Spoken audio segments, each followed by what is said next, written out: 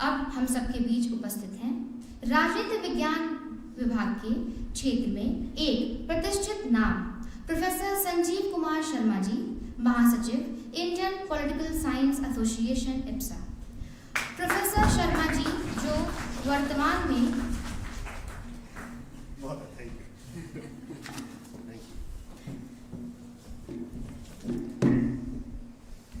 महाराजा सुहेलदेव विश्वविद्यालय के राजनीति विज्ञान विभाग द्वारा आयोजित इस एक दिवसीय राष्ट्रीय संगोष्ठी के उद्घाटन सत्र की अध्यक्षता कर रहे विश्वविद्यालय के माननीय कुलपति और मेरे अत्यंत आत्मीय अनुज मित्र शुभचिंतक प्रोफेसर, मेरे नाम राशि भी प्रोफेसर संजीव कुमार। जब वो कुलपति बने तो देश में 100-150 लोगों ने तो मुझे भी बधाई का फ़ोन कर दिया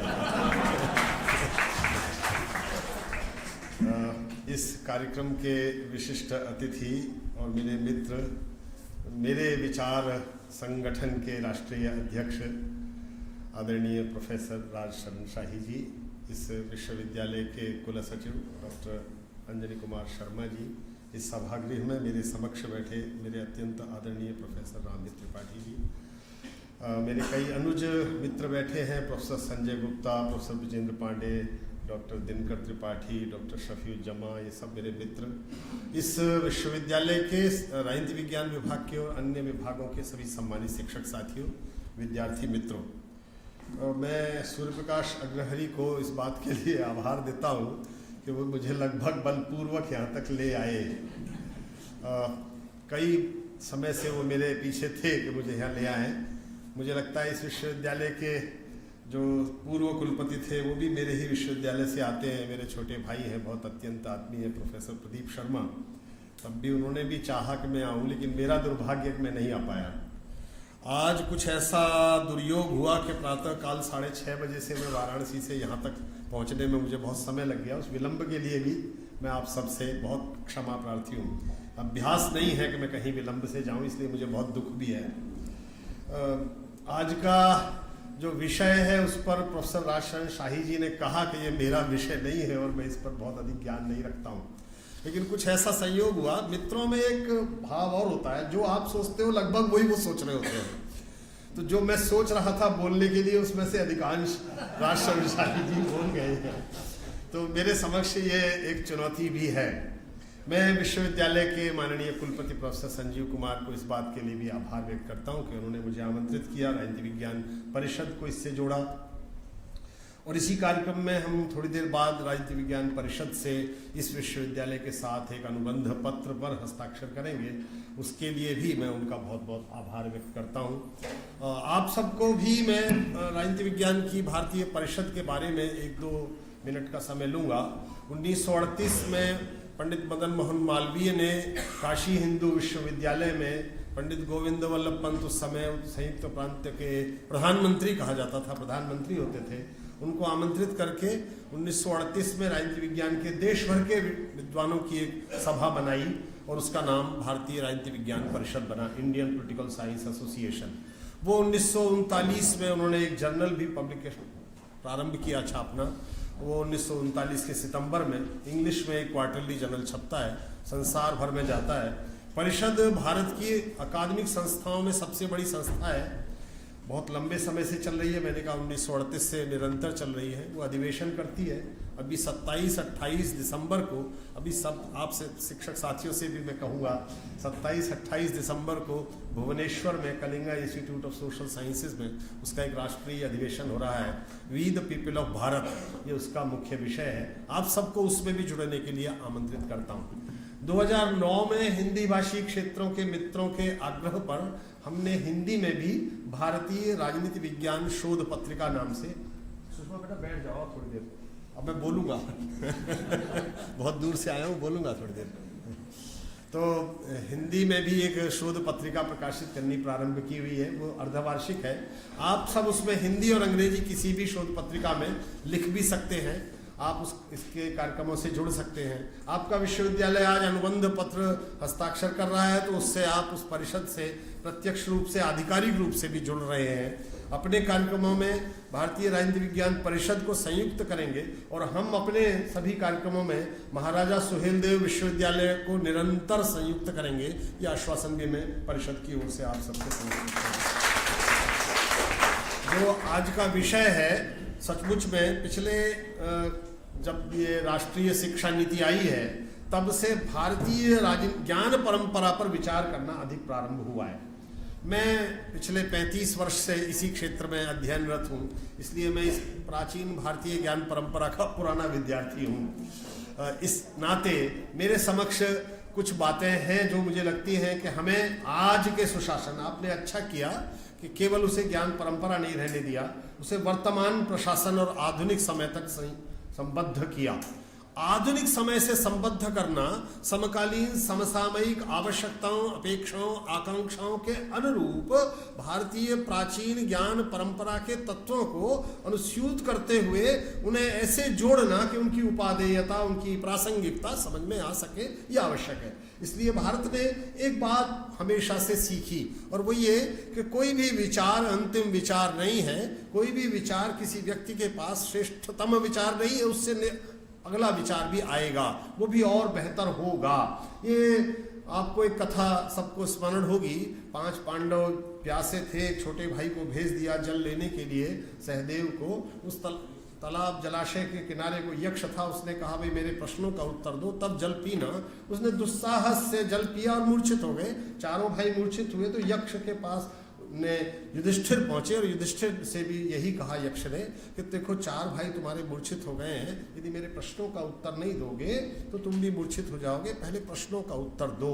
युधिष्ठिर ने कहा प्रश्न पूछो। मैं पूरे देश भर में मित्रों से पूछता हूँ, आपके पास मोबाइल है सबके, हम किसी को फोन करते हैं, क्या कहते हैं? हेलो, क्या हाल है? मेरी बेटियां मुझे फोन करती है, कहती है व्हाट्सअप क्या चल रहा है। आपको बताऊं, यक्ष ने युधिष्ठिर से यही प्रश्न पूछा, क्या चल रहा है। पहला प्रश्न है का वार्ता किमाश्चर्यम कह पंथा कश्च मोदते।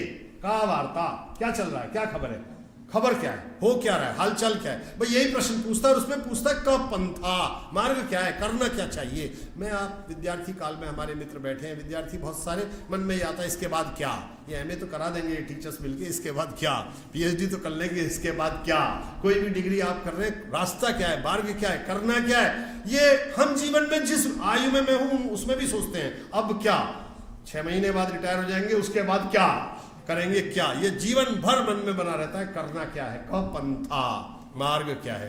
पूरा भारत अनेकानेक वर्षों से ये प्रश्न स्वयं से पूछता रहा। राजशरण शाही जी ने उल्लेख किया, विद्यार्थी के रूप में उसने पूछा, उनसे पूछा कौन हो, ये कौन हूं, मैं कौन हूं, मुझे करना क्या है, ये विचार भारत ने निरंतर वर्षों से किया। युधिष्ठिर ने उत्तर दिया, वेदा विभिन्ना स्मृतियोर विभिन्ना नैको मुनिर यस्य वच प्रमाणम। बहुत सारे वेद हैं, उनके उपवेद हैं, बहुत सी स्मृतियां हैं, शास्त्र हैं, उपनिषद हैं, बहुत सारे ग्रंथ हैं। नैको मुनिर यस्य वच प्रमाणम, कोई भी मुनि ऐसा नहीं है जो अंतिम बात कह सकता हो। इसलिए ऋषि कहता है नेति न इति, यह अंतिम नहीं है। तो भारतीय ज्ञान परंपरा, कहीं ऐसा मेरे मन में ना आ जाए कि भारतीय ज्ञान परंपरा में जो कह दिया गया हजारों वर्षों पहले उसे आज जस का तस स्वीकार करने की इच्छा मेरी हुई है, ऐसा नहीं है। भारतीय ज्ञान परंपरा में से जो उपादेय है, जो प्रासंगिक है, दीनदयाल जी का उल्लेख किया शाही जी ने, वो कहते थे युगानुकूल, देशानुकूल, जो युग के अनुकूल है, आवश्यकताओं के अनुरूप है, उसमें से क्या लिया जा सकता है, ये विचार मन में प्रारंभ में रखना है। इसलिए आज का सुशासन की संकल्पना, आज की और हमारी अपेक्षाएं प्राचीन भारतीय राजधर्म की परंपरा में से क्या प्राप्त कर सकते हैं, ये महत्वपूर्ण प्रश्न है हमारे समक्ष। इसलिए राजधर्म की जब भी बात करेंगे तो इसमें एक शब्द संयुक्त हो गया। शाही जी ने बहुत सारी बातें महत्वपूर्ण कही और उसमें कहा धर्म के अधिष्ठान पर ही आधारित है। भारत की सारी परंपरा, सारा जीवन, सारा जगत में जो भी होना है वो धर्म के अधिष्ठान पर ही आधारित है। इसलिए राजा का जब राज्याभिषेक होता है तो वो कहता है अदंड्योस्मि, अब मैं अदंड्य हूं, मुझे कोई दंडित नहीं करेगा। तो उसके ऊपर कुशा का प्रहार करते हुए पंडित कहता है धर्मदंड्योसी, अभी भी धर्म के नियंत्रण में हो, धर्म के नियंत्रण से मुक्त नहीं हो, इसीलिए वो स्वेच्छाचारी नहीं हो सकता, वो नियंत्रित नहीं हो सकता, वो आतताई नहीं हो सकता, वो निरंकुश नहीं हो सकता। इसलिए नहीं हो सकता कि उसके पास राजतंत्रात्मक व्यवस्था की पाश्चात्य अभिधारणाओं के सम्मुख जैसा हमने सोचा कि एक व्यक्ति में ही सारे अधिकार केंद्रित हो जाएंगे, ऐसा नहीं होता। भारत में कार्यपालिका की शक्तियां, विधायिका की शक्तियां, न्यायपालिका की शक्तियां सब एक व्यक्ति में केंद्रित हो जाती हूं, ऐसा नहीं हुआ। इसलिए हमारे राजतंत्र भी पश्चिम के राजतंत्रों की संकल्पना से पूर्णतया भिन्न है। इसलिए ही सुषमा ने प्रारंभ में एक श्लोक बोला, प्रजा के हित में ही राजा का हित है, प्रजा के सुख में ही राजा का सुख है। ये जो मूल भाव है इस बात का है कि उसकी संवेदनशीलता जवाबदेहिता के साथ, उत्तरदायित्व के साथ संयुक्त है। वह स्वयं में स्वेच्छाचारी होने के लिए स्वतंत्र नहीं है, उसे करना वह है। इसलिए राजा का पद, शक्ति, सत्ता के प्राधिकार के साथ संयुक्त होते हुए भी धर्म से संबद्ध है, उसकी संपृक्ति धर्म से है। यदि वो धर्म से संपृक्त है तो उसे समझना है कि उसका मुख्य दायित्व क्या है। महाभारतकार व्यास ने परिभाषा दी और कहा, लोकरंजन मात्रेव राज्ञाम धर्म सनातन। केवल एक ही धर्म है राजा का कि लोक रंजन, लोगों का सुख, जो उसके साथ रह रहे हैं उनका सुख। भवभूति ने उत्तर रामचरितम में राम से कहलवाया, स्नेहम दयाम च सौख्यम च यदि वा जानकी मपी।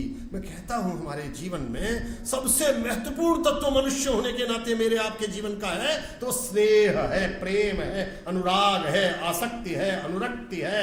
मनुष्यत्व का भाव उससे ही जागृत होता है। वो जो स्नेह है मनुष्य का सबसे पहला लक्षण है, जिसके अंदर स्नेह, और संस्कृत में स्नेह का अर्थ तेल भी होता है जिससे दिया जलता है। स्नेह में उसके बिना वो संभव नहीं है, प्रकाश भी संभव नहीं है। वो स्नेह को, दया के भाव को, सुख के भाव को, और सुख हमारी चरम अभिलाषा है, उस सुख के भाव को, स्नेह के भाव को, दया के भाव को। और राम कहते हैं यदि वा जानकी मपी, और जानकी को भी आराधनाय लोकस्य मुंचतो नास्ति मेघता। लोक की आराधना के लिए त्यागने में, छोड़ने में मुझे कोई व्यथा नहीं होगी। ये जो लोकाराधन है ये मुख्य रूप से राजधर्म का आधार है। लोकाराधन में फिर सब सम्मिलित है। लोकाराधन में भारत की परंपरा ने सब, हमेशा मुझसे बहुत सारे मित्र लोग, विद्यार्थी मित्र प्रश्न करते हैं, भारतीय ज्ञान परंपरा की बात आप करते हो, इसमें दलितों के लिए पृथकता क्या कहा गया है, इसमें पिछड़ों के लिए पृथकता क्या कहा गया है, इसमें महिलाओं के लिए पृथकता क्या कहा गया है, बच्चों के लिए। अब तो हम सारे समूह, समुदाय, विभिन्न प्रकार के भागों में समाज को बांटने के अभ्यस्त हो गए हैं। मैं उनसे कहता हूं सबके लिए कहा गया है, किसी को पृथक सोचा ही नहीं गया। इसीलिए वो बोलता भी है सर्वे भवन्तु सुखिनः। ये नहीं कहता मैं मेरठ से आता हूं, मेरठ के रहने वाले सुखी हो। सर्व माने सब, उसमें सब में सभी सम्मिलित हैं, समाहित हैं, समाविष्ट है। इसीलिए उपनिषद भी ये कहती है, छांदोग्य उपनिषद का एक राजा है, उसका नाम है अश्वपति। वो एक घोषणा करता है मेरा राज्य कैसा हो। शाही जी ने कहा कि राज्य कैसे उसके अधिकार पूर्वक कह सके ऐसा राजा है वो कहता है, न मेस्तेनो जनपदे न कदरियो न च मद्यप। मेरे राज्य में कोई चोर नहीं, मेरे राज्य में कोई लालची नहीं, मेरे राज्य में कोई कंजूस नहीं, मेरे राज्य में कोई मद्यप नहीं है। नाना हिताग्निर ना विद्वान स्वैरिणी स्वैरणत्व। कोई स्वेच्छाचारी, कोई ऐसा जो विद्वान ना हो, अध्ययन ना करता हो, अपना सारा मन मस्तिष्क ज्ञानार्जन में न लगाता हो, ऐसा कोई नहीं। ये घोषणा, ये साहस छांदोग्य उपनिषद का राजा कर रहा है। ये सुशासन की मूल अवधारणा है। इसीलिए राजत्व जो दिया गया है वो किस लिए दिया गया, वेद के ऋषि ने कहा तो किस लिए दिया जा रहा है, क्षेमायत्वा कृष्ययित्वा। किस लिए दिया जा रहा है, लोगों के कल्याण के लिए तुमको राज्य दिया जा रहा है, लोगों के सुख के लिए तुमको राज्य दिया जा रहा है, बृहत्तर समाज हित के लिए राज्य दिया जा रहा है, कृषि के रक्षा के लिए तुमको राज्य दिया जा रहा है, पशुधन की रक्षा के लिए तुमको राज्य दिया जा रहा है, और धर्म की स्थापना के लिए जिसका जो दायित्व है उसके लिए। ये धर्म कोई उपासना पद्धति के रूप में नहीं, जिसका जो दायित्व है उसको उस दायित्व में सन्नद्ध रखने के लिए तुमको राज्य दिया जा रहा है। तो एक प्रकार से ये नियंत्रण का भाव नहीं है, पर्यवेक्षण का भाव है। इसलिए राजा को शपथ दिलाता है। शपथ ब्राह्मण में राजा की एक शपथ है। मैं कहता हूँ आज हमारे सारे मंत्री लोग शपथ लेते हैं, हम आप सब जानते हैं। वो शपथ लेकर भी बहुत सारे लोग क्या करते हैं, वो ऐसे ही है जैसे हम में से बहुत सारे लोगों ने फिल्मों में भी देखा होगा, वो गीता पर हाथ धरकर कसम खाता हूँ सच के सिवा कुछ नहीं कहूँगा, और सच के सिवा सब कुछ कहता है वो। ऐसे ही हमारे मंत्री लोग शपथ लेते हैं संविधान की और ईश्वर की, सत्यनिष्ठा की, भ्रष्टाचार मुक्ति की, और उसके बाद जो करते हैं हम आप सब जानते हैं। शपथ ब्राह्मण में राजा की एक शपथ बताइए। मुझे लगता है आज के समय में उस शपथ को समझेंगे तो थोड़ा ऐसा लगेगा कि हम किस शपथ की बात कर रहे हैं। वो ये कहता है कि मेरे को ये दायित्व दिया गया है तो मैं अब संपूर्ण रूप से अपने जीवन को, अपने शरीर को, अपनी सारे मस्तिष्क को, अपनी सारी ऊर्जा को प्रजाहित में संलग्न कर रहा हूं, और यदि मुझसे इसमें कोई स्खलन हो जाए, कोई च्युति हो जाए, दोष हो जाए, मैं प्रजा के हित के काम न करूं, तो मैंने अपने जन्म से लेकर अब तक और मेरे बंधुजनों ने, परिवारजनों ने अब तक जो कुछ भी पुण्य संचित किए उन सबका क्षय हो जाए, नष्ट हो जाए। वो ये देखने में बड़ा धार्मिक सी बात लगती है, लेकिन ये आत्मिक रूप से बहुत महत्वपूर्ण है। ये इस बात को संकेत करता है कि वो अपने जीवन के सर्वस्व को प्रजाहित के लिए संलग्न करने में सन्निहित है।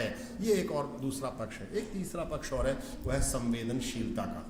भारत में हमने प्राय यह मान लिया कि आज की लोकतांत्रिक व्यवस्थाओं में, अच्छा हुआ प्रधानमंत्री जी ने एक दिन कह दिया कि ये जो लोकतंत्र है इसकी भारत जननी है। समाज विज्ञानों के, राजनीति विज्ञान के, विधि के लोग उसके बाद थोड़ा थोड़ा बात करने का साहस जुटाने लगे कि लोकतंत्र से भारत का भी कोई संपर्क था क्या। अन्यथा हमें कहने में कोई कठिनाई नहीं होती थी कि हमने ये मॉडल उनसे लिया, ये मॉडल उनसे लिया। वो हमारी मानसिक दास्ता अभी समाप्त हो नहीं रही थी। वो मानसिक दास्ता की समाप्ति की, और कुछ लोग अभी भी बढ़ रहे हैं, कुछ लोग उसे अभी भी राजनीतिक नारा ही बोल देते हैं, लेकिन विशिष्ट रूप से अध्ययन करेंगे तो मैं ऐसा कहता हूं कि राजनीति विज्ञान के विद्यार्थी के रूप में पिछले 4 दशक से अधिक समय में मैंने ये जाना, सीखा और समझा है कि लोकतंत्र कोई एक शासन पद्धति मात्र नहीं हो सकती। यदि वो केवल शासन पद्धति है तो फिर भारत को ऐसे लोकतंत्र की परंपरा की कोई आवश्यकता नहीं है, क्योंकि पद्धतियां बदलती हैं, परिवर्तित होती हैं, अपनी आकार, अपनी अपेक्षाएं, अपनी संरचनाएं, अपने अभिकरण, अपने उपकरण सब में परिवर्तन करती है। हमने अपने संविधान में 26 जनवरी 1950 को अंगीकृत, अधिनियमित, आत्मार्पित होने के बाद से 130 से अधिक संशोधन कर लिया। इसका अर्थ ये नहीं संविधान की मूल भावना कठिनाई में आती हो, और मूल भावना का अर्थ केवल संविधान के न्यायपालिका द्वारा बताई गई मूल भावना नहीं है। मेरे आपके मन में संविधान के प्रति जो श्रद्धा सम्मान है वो मूल भावना है, जो आदर है वो मूल भावना है।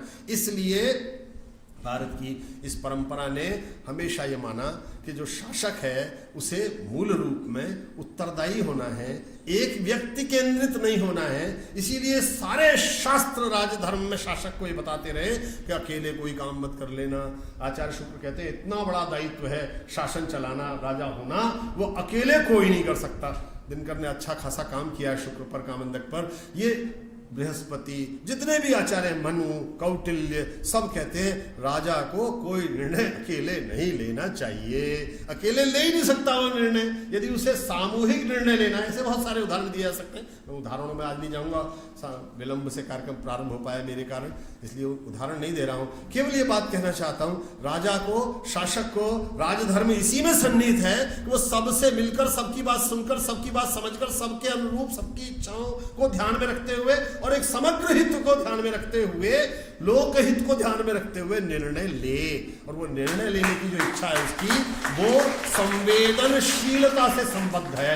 उसकी जो संवेदनशीलता है वो बहुत महत्वपूर्ण है। एक छोटी सी कथा फिर से सुनाता हूँ। राजा है, राजा के पास एक व्यक्ति आता है और कहता है साहब, एक यात्री था, व्यापार करने वाला वणिक था, वो समुद्री यात्रा से विदेश गया, लौट कर आ रहा था, बहुत धन कमा लिया उसने, उसके पास यहाँ भी बहुत धन है, लेकिन उसकी मृत्यु हो गई उस नाव में। अब वो धन किसका हो? अधिकारियों ने लिख दिया ये कोई नहीं है इसके परिवार में, पुत्र है क्या? नहीं, पुत्र नहीं है, तो ये सारा धन राजा का हो गया, शासन का हो गया, व्यवस्था का हो गया। राजा उससे बुलाता है, पूछता है इनके परिवार में मालूम करो, क्या जानकारी लो कौन है। तो पता है एक स्त्री है, इसकी पत्नी है और वो गर्भवती है। तो राजा ने कहा ये तो धन उसका होना चाहिए। तो कहा साहब ये सिद्धांत में नहीं है। तो कहते सिद्धांत में बदल देता हूँ, बुलाओ अपने सारे मंत्रियों को, सबको, इस सिद्धांत को बदला जाना चाहिए। और केवल इसके लिए नहीं, तो फिर एक घोषणा करता है सार्वजनिक, और वो कहता है ये न वियुज्यन्ते प्रजा स्निग्धेन बंधुना सस पापाद्रिते तासाम दुष्यन्ते। घोषणा कर दो, जिसका जिससे जो छूट गया हो, जिसका पिता ना हो उसका पिता मैं हूं, राजा घोषणा करता है। जिसका भाई ना हो उसका भाई मैं हूं, जिसकी माता ना हो उसकी माता मैं हूं, जिसका पुत्र ना हो उसका पुत्र मैं हूं, पाप के अतिरिक्त जिसका जो वियुक्त हो गया उसका मैं हूं। यह संवेदनशीलता राजधर्म है। इस संवेदनशीलता से ये विचार आज के शासन तक कैसे आए, ये चिंता का विषय है।